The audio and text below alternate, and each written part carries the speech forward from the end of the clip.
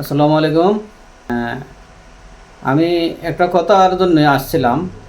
কথাটা হচ্ছে, আমরা যে বাংলাদেশের নাগরিক, বাংলাদেশের নাগরিক, এখন আমাদের যে কোনো একটা জিনিসের শিরোনামটা হইতে হয় অর্থবহ উল্লেখযোগ্য জিনিস। তা আমাদের দেশে যে শিরোনাম হচ্ছে জাতিসংগীত। জাতিসংগীত হচ্ছে একটা দেশের সুরও, কিন্তু জাতিসংগীত, আমাদের দেশে যে জাতিসংগীতটা চলতেছে, এটা আসলে এটা প্রশ্নবিদ্ধ জাতীয় সঙ্গীত। কারণ আমাদের বাংলাদেশে জাতীয় সঙ্গীত আমার সোনার বাংলা, আমি তোমায় ভালোবাসি। এটা তো আমার সোনার বাংলাদেশ না, আমার সোনার বাংলা বলছে। বাংলা বলতে তো ইন্ডিয়া তো বাংলা চলে, গুজরাটও বাংলা চলে। এটা কিসের জাতীয় সঙ্গীত হইলো? আমার বাংলাদেশের জাতীয় সঙ্গীত বা আমার সোনার বাংলা, আমি তোমায় ভালোবাসি। এটা আমার মনে হচ্ছে না যে এই জাতীয় সঙ্গীতটা আমাদের দেশের জন্য এটা প্রযোজ্য, এটা আমি মনে করি না। তাছাড়া এটা আমাদের দেশের শুধু জ্ঞানী লোকদের, শিক্ষিত লোকদেরকে যদি একটা ভোট নির্বাচন করা হয়, শিক্ষিত লোকদের, তারা এটা বিশ্লেষণ করলে এদের একটা ভোট যদি নেওয়া হয়, আমার মনে হয় না এই জাতীয় সঙ্গীতে আমাদের দেশের বুদ্ধিজীবী বা শিক্ষিত লোকেরা এটাকে সাপোর্ট দেবে। এখন আপনারাও দেশের জনগণ, আমিও দেশের জনগণ, আপনারাও নিজের বিবেচনা দেখেন।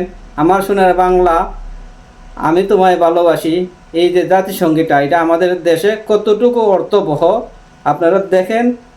দেখিয়া আপনারা আমার এই ভিডিওতে কমেন্ট জানাবেন।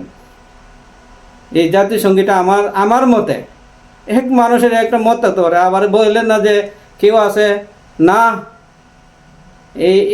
এইটা পরিবর্তন করলে এটা আমার অমুকে তৈরি হয়ে গেছে, অমুকে তৈরি করেছে। আমার বেশি কত হয়েছে, যেই তৈরি করুক, জিনিসটা হয়েছে দেশের জন্য মানানসই হইতেইব।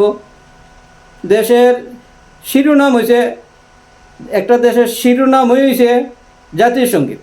জাতীয় সঙ্গীতে এটা যদি বাংলাদেশে না বোঝায়, তো এটা জাতীয় সঙ্গীত হইল না। যেমন আরব কান্ট্রির ভিতরে 57টা দেশ মিলে আরব কান্ট্রি। এই জন্য কি আরব কান্ট্রির মধ্যে এইরকম জাতীয় সঙ্গীত হয় নাকি? একটা দেশেরকে উল্লেখ করে একটা জাতীয় সঙ্গীত তৈরি করতে হবে অর্থ সহকারে, যাতে প্রত্যেকটা লাইন, প্রত্যেকটা শব্দই বোঝা যায় এটা আমার দেশের জাতীয় সঙ্গীতের গান গাওয়া হচ্ছে। প্রতিটা শব্দের অর্থে যাতে বোঝাইতেছে যে আমার বাংলাদেশের জাতীয় সঙ্গীত বোঝাচ্ছে। কিন্তু এই যে জাতীয় সঙ্গীত, এটা আজ থেকে কত বছর আগে তৈরি করছে, আর দেশ স্বাধীন হয়েছে 71 সালে। সেই গান আইনা লাগাই দেয়, এটা হইল বাংলাদেশের জাতীয় সঙ্গীত। এটা আমার দৃষ্টিতে হয় না। এখন প্রিয় বন্ধুরা, আপনারা দেখেন, আপনারা আমার এই ভিডিওটা দেখে কমেন্ট করে জানাবেন আমার কথাটুকু কতটুকু যুক্তির জন্য। কেউ যদি মনে করে যে আমার কথার সাথে যুক্তি না, তাও কমেন্ট করে জানান। আর কেউ যদি বলেন না কথা সঠিক, তারা আপনারা ইতিবাচক কমেন্ট জানান। এই বলে আমি রাখলাম।